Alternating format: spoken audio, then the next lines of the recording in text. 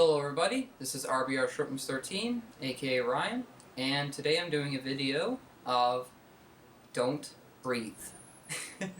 um, this is an original horror, kind of slasher movie idea I haven't seen in a long time. It's cool that this year we have 31 Don't Breathe horror films like that because, I'm so tired of all these supernatural stories.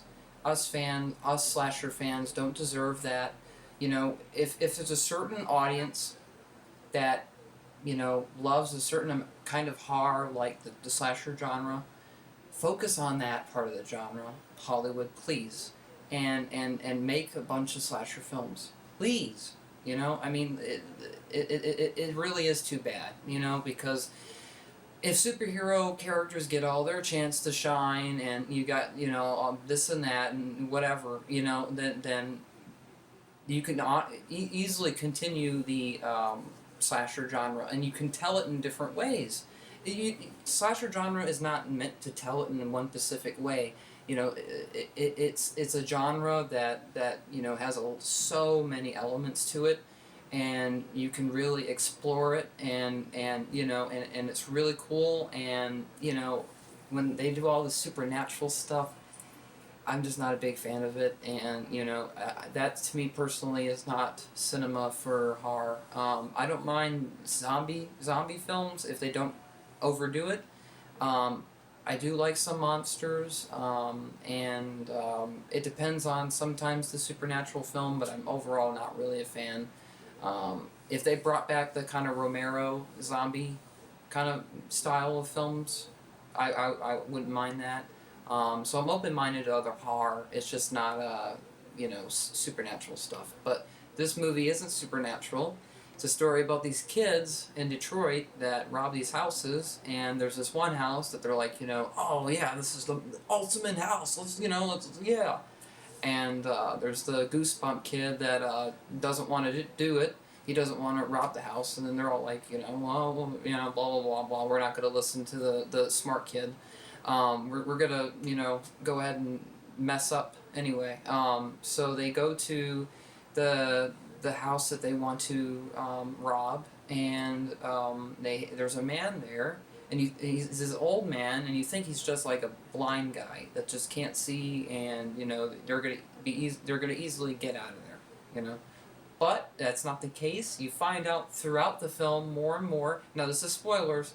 You find out more and more later in the movie that he's not who he appears to be in the beginning of the film. He kills two of the kids, and he abducts abducts the girl, and wants to inject sperm in her through this thing. And I was thinking Seed of Chucky when I saw that, but at the same time it was grossed me out.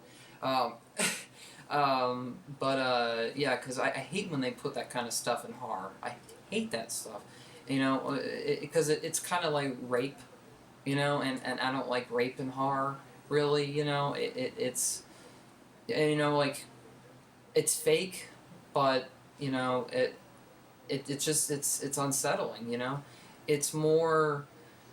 It's not as disturbing when, it's more fantasy with slashers when they're just stab, stab, stab, or, and those kind of stories. Those are, like, better horror to me. Even zombie stuff. I mean, just rape is just an awful thing to add to that genre. It should only be in drama, and I just get rape out of my favorite genre. That's all I have to say. This movie overall was really fun.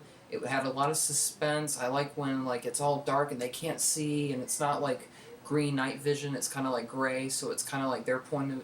Well, it's your point of view, but it's different. You know what I mean? Like they try to, change the story up with the effect. And then the girl got away, and then she set the alarm so then the cops would show up. And then that's how the movie ends. It ends at an airport. And at the end of the movie, she is leaving the airport with her and her sister with the money, and the movie ends there. And I feel like that there's going to be a sequel, and I think that would be really cool. Just take the rape thing out of it.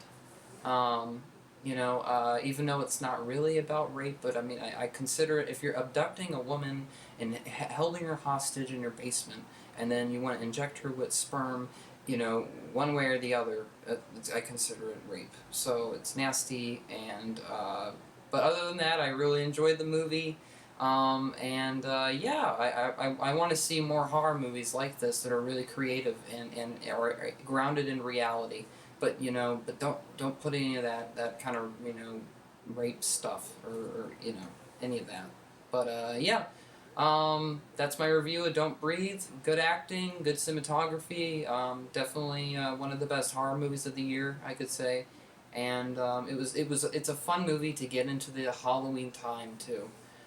So it was a very fun cinematic experience. The audience was very into it. They were very like it was.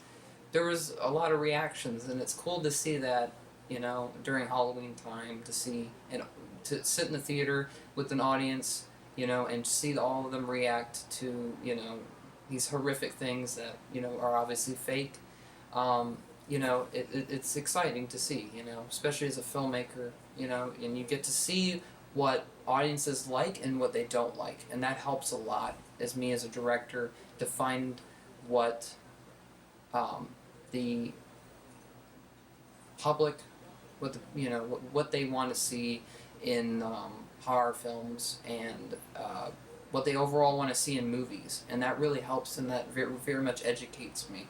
So I think it's very important if you're trying to be a director, go to cinema, because you want to sit with an audience and see their reaction to it. Because if they don't react to it, they obviously didn't like it.